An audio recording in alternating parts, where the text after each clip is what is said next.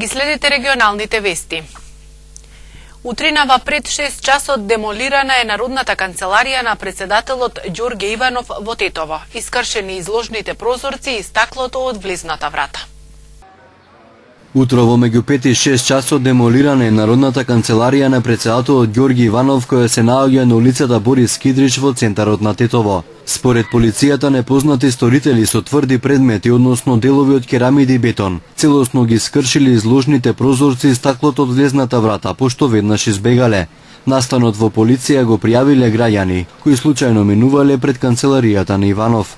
Покрај ова, пред и во внатрешноста на канцеларијата биле фрлени и неколку јајца.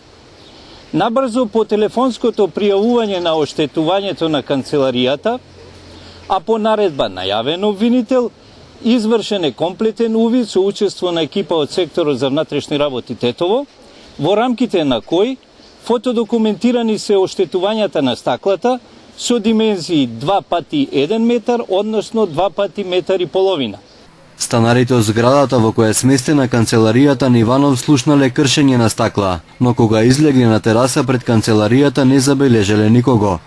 Од СВР Тетово велат дека засега нема очевидци за инцидентот кој се случил утринава. Нивна екипа со јавен обвинител работи на расветлување на случајот. По одлуката на председателот Иванов за аболиција на 56 лица беше демолирана и Народната канцеларија на Иванов во Скопје.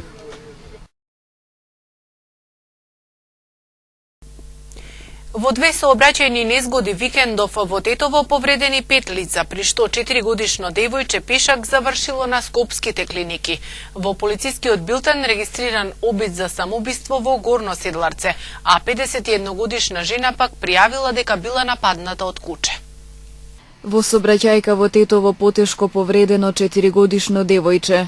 Незгодата се случила во саботата на улица 194, при што патничко возило Опел Вектра управувано од 25-годишник од Мала Речица налетало и удрило во девојчето пешак од Тетово, кое пак со друго возило било пренесено во Тетовската болница и по укажаната помош пренесено е на скопските клиники.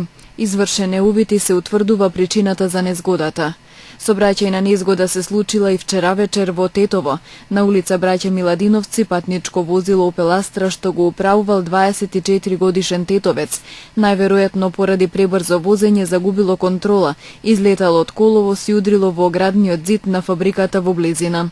Во незгодата возачот и тројца со патници задобиле телесни повреди. Со друго возило биле пренесени во болница и по укажаната помош пуштени се на домашно лекување.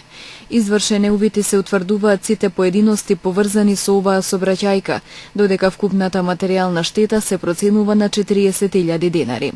Во полицискиот билтен на СВР Тетово регистриран и обид за самоубиство. 46 годишна жителка на Тетовско Горно Седларце вчера вечер пријавила дека нејзиниот 3 години повозрасен сопруг, значително алкохолизиран, најпрво се обидел да се самоубие со нож, а откако бил спречен во тоа, влегол во бањата и испил известна количина средство за чистење подови. Со возило на брза помош пренесене во Тетовската клиничка болница. Укажана му е лекарска помош и се наоѓа надвор од животна опасност. Нешто подоцна префрлене во специјализирана установа во Скопје. По извршениот увид се расчистува случајот. 51-годишна тетовка пак во полицијата вчера попладне пријавила дека околу 14 часот, додека била во нејзиниот овоштарник покрај регионалниот пат Тетово-Брвеница, ја нападнало куче собственост на лице чиј угостителски објект се наоѓал во непосредна близина. Кучето ја оборило на земја и ја каснало за десната подколеница. Набрзо таа била пренесена во Тетовската клиничка болница, укажана и е помош и е пуштена на домашно лекување. Апелот СВР Тетово. Тетовската полиција порачува дотерачите на добиток за поголема внимателност при движење по пат, се со цел избегнување на сообраќајни незгоди. Во поширокиот полошки регион периодов е зголемена вкупната динамика на возила по автопатот, магистралните и регионалните патишта. Неретко меѓутоа на патиштата може да се забележи неконтролирано движење на животни, односно добиток, пред се на овци и коњи, и бидејќи не секогаш движењето е под надзор и контрола од нивните сопственици или терачи, животните се потенцијална опасност да предизвикаат сообраќајни несреќи. Поради ова секторот за внатрешни работи Тетово уште еднаш потсетува дека добитокот не смее да се остави без надзор од терач и задолжително треба да се движи покрај десниот рап од патот, освен на магистрален и регионален пат, каде целосно е забрането терање добиток во стадо, освен ако не постои друга можност за тоа. Доколку станува збор за поголеми стада, тие треба да бидат надгледувани од доволен број терачи, кои ќе бидат напред и назад. Во вечерните часови пак терачите се должни да носат запалени светла видливи за други учесници во сообраќајот. Терачите на добиток на регионален пат не можат да бидат помлади од 14 години, а на другите локални патишта помлади од 10 години. Непочитувањето на овие законски одредби повлекува соочување со прекршочен платен налог и глоба, која зависно од прекршокот се движи од 30 до 50 евра во денарска противвредност. Ако последиците во евентуална сообраќајна незгода се посериозни, сопствениците на добитокот ги очекува и друга одговорност. Рестрикции во водоснабдувањето во Тетово нема, вода има, затоа што издашноста на изворите е на солидно ниво. 480 литри во секунда изнесува протокот на вода низ водоводната мрежа во Тетово. Според раководителот на работната единица водовод при ЈКП Тетово Сабедин Абедини, ова е солидно количество на вода која им е достапна на потрошувачите. Зголемениот проток на вода се должи на доаѓањето на пролетта и топењето на снегот, што влијае на зголемување на издашноста на планинските извори. Во славините на тетовци вода веќе не секнува, односно 4-часовните рестрикции во водоснабдувањето се веќе минато. Предходниот период потрошувачите се соочуваа со прекин во водоснабдувањето од 1 до 5 часот. Сега вода има низ сите делови од градот и во секое време. Евентуалниот прекин во водоснабдувањето се должи само на дефект во водоводната мрежа и трае додека трае санирањето на проблемот, потенцираат од работната единица водовод при ЈКП Тетово. Инаку од Тетовскиот водовод повторно апелираат до граѓаните за рационално користење на водата. Кон крајот на месецот или почетокот на мај на територијата на Гостивар ќе се спроведе првата фаза на дезинсекција против комарци. Годинава за акцијата општината ќе издвои околу 5000 евра од буџетот. Гостиварската локална самоуправа и годинава ќе врши дезинсекција против комарци и други инсекти. Зависно од временските услови, првата акција ќе се спроведе кон крајот на месецов или на почетокот на мај. Како што соопштуваат од Општинската служба за информирање, деновиве завршиле сите тендерски процедури и како изведувач на праскањето е избрана фирма од Куманово. За спроведување на дезинсекцијата од буџетот на Општина Гостивар ќе биде издвоена сума од околу 5000 евра.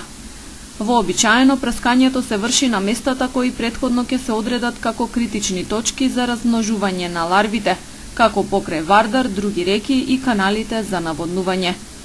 Обврската на локалните самоуправи за дезинсекција произлегува од Законот за заштита на населението од заразни болести. Со преземањето на таа мерка се спречува размножувањето на ларвите, се намалува бројот на комарци, како и ризикот од појава на болести што ги пренесуваат овие инсекти. За поголема ефикасност, акцијата ќе се спроведе во 2 наврати. Во академската 2016-2017 година на Универзитетот на Југоисточна Европа ќе можат да се запишат вкупно 1300 студенти. Оваа година на Универзитетот ќе биде спроведена комплетна дигитализација на наставните содржини. Универзитетот на Југоисточна Европа во Тетово во академската 2016-2017 година на 3 циклуси на студии на 5 факултети ќе прими околу 1300 студенти.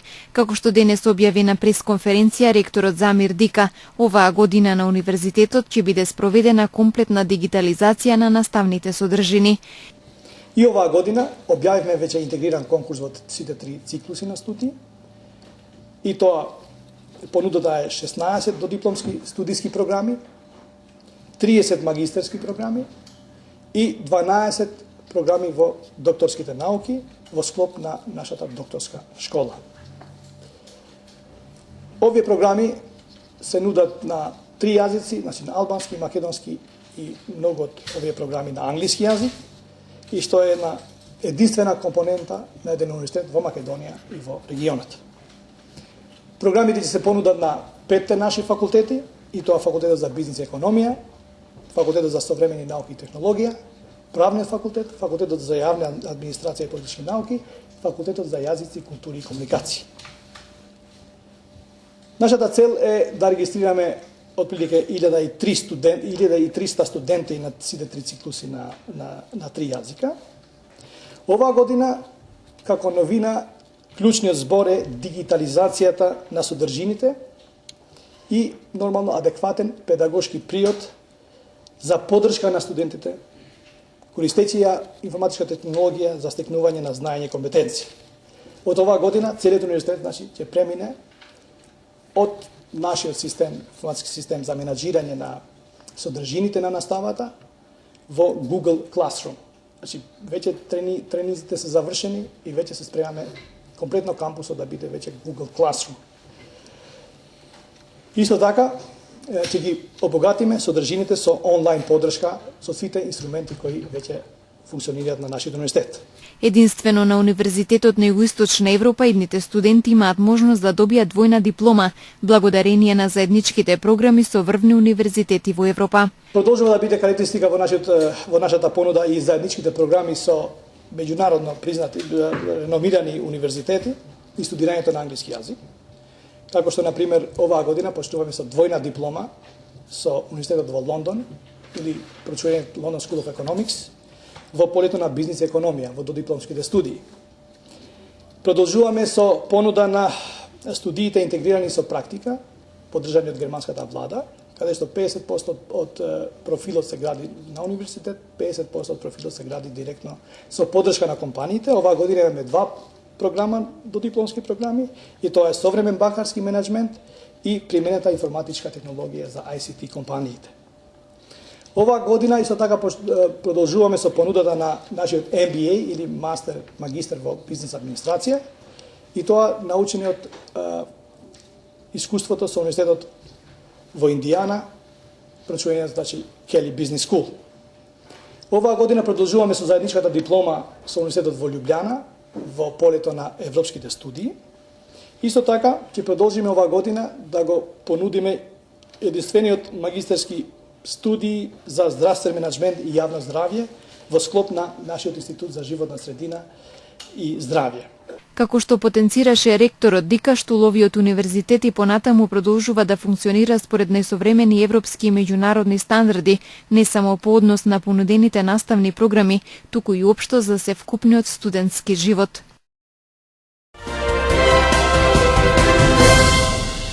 Цените на бензините од ноќеска на полноќ се зголемуваат за половина, односно за 1 денар, а цената на евродизелот и екстра лесното масло за домаќинство не се менуваат. Според одлуката на Регулаторната комисија за енергетика, малопродажната цена на евро супер 95 се зголемува за 1 денар и ќе изнесува 62 денари, додека евро супер 98 поскапува за 0,5 денари и ќе чини 63,50 денари.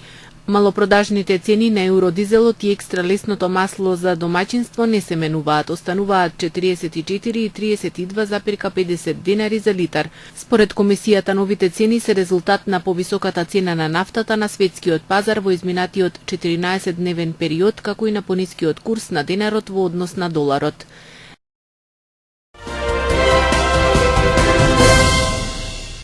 За вечер во 18 часот повторно се закажани протести на граѓаните револтирани против одлуката на председателот Иванов за аболиција. 6 ден поред граѓаните излегуваат на улиците на Скопје, на нивните протести веќе се приклучија и од Битола, Струмица, Велес, а од денеска излегуваат и од Штип и Куманово. Приклучување на протестот најави издруженијето Беса. Наспроти ова пак од граѓанското здружение за одбрана на Македонија најавија дека нема веќе да излегуваат на протести, бидејќи како што велат ја постигнале целта да има избори на 5 јуни. Тие главно протестите ги одржуваа пред седиштето на СДСМ и велеа дека протестираат поради тоа што Иванов одредил аболиција на Зоран Заев и Зоран Верушевски. Кривичниот суд во Скопје донел решение со кое се стопира судењето за случајот подкуп, во кој за мито е обвинет лидерот на опозицијата Зоран Заев. Ова го потврдија денеска адвокатите на Заев, до кои пристигнало решение од судот. Во одлуката на кривичен имало образложение дека постапката за случајот подкуп се запира, бидејќи председателот Ѓорѓе Иванов го помилувал обвинетиот Зоран Заев. Од судот единствено се повикуваат на одлуката за помилување која е објавена во службен весник. Вели Филип Медарски, адвокат на Заев. Тој најавува дека денеска ќе поднесат жалба против оваа одлука на кривичен суд до апелацискиот суд, бидејќи според нив одлуката била спротивна на уставот и законите. Заев е осомничен за наводен подкуп од 200.000 евра, средства што требало да ги прими по основа на приватизација на градежно земјиште со површина од 100.000 квадратни метри. Заев од говорницата на Универзална сала рече дека неговиот сограѓанин Иво Сачевалиев се обидел да му понуди подкуп.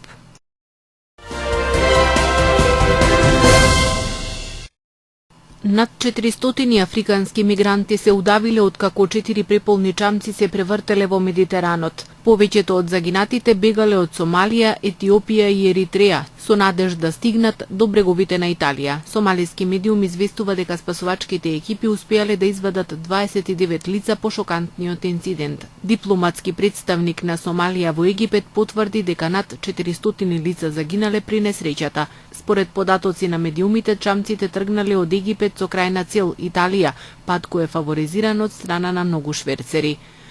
Турските власти ќе градат 3 нови бегалски кампови за сирици во југоисточните окрузи Хатај и Караман Мараш. Капацитетот на камповите ќе биде за околу 40.000 бегалци. Новите центри за сместување бегалци ќе бидат најголеми во светот. Во новоизградените центри ќе има медицински објекти, училишта, центри за рехабилитација и џамии. Турција прифати најголем број бегалци од Сирија, над 2,5 милиони луѓе. Владата на Еквадор соопшти дека бројот на загинатите во земјотресот со сила од 7,8 степени, што ја погоди оваа јужноамериканска земја, во саботата се покачил на 270 луѓе, додека бројот на ранети е неколку илјади.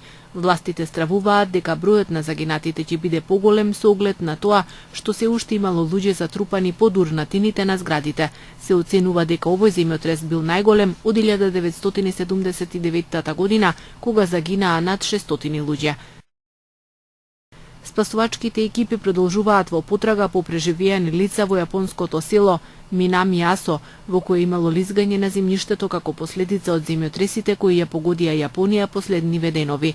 Во двата силни земјотреси во четвртокот и петокот на островот Кјушу, по кои следеа и стотици вторични потреси, загинаа 42 лица, а над 1100 се повредени, од кои 208 се во тешка здравствена состојба. Јапонскиот премиер увери дека спасувачките екипи не се откажуваат во потрагата по преживеани. Над 110.000 лица биле евакуирани во префектурата Кумамато. Околу 25.000 војници, пожарникари, лекари и други спасувачи се ангажирани во регионот, каде десеттици села се уништени. Долниот дом на парламентот на Бразил гласаше за импичмент на бразилската председателка Дилма Русеф. Тоа е најголем удар врз Русеф, која повторува дека обвиненијата спрема неа представуваат државен удар. Таа е обвинета за злоупотреба на федералниот буџет. Русеф аргументира дека слични маневри со буџетот правеле и претходните председатели и оти таа не е инволвирана во корупцијски скандали. Одлуката на Долниот дом сега оди во Сенатот и доколку таму повеќето од половината сенатори гласаат за импичмент, Русеф ќе биде суспендирана.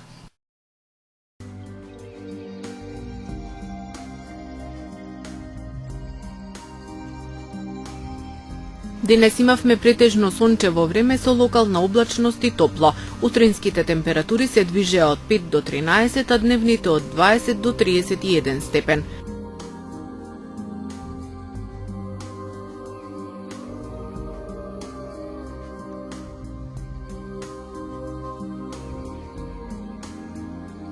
Утре не очекува умерено облачно време, со повремени и кратки сончеви периоди и топло. Утринските температури ќе се движат од 6 до 14, а дневните од 20 до 30 степени.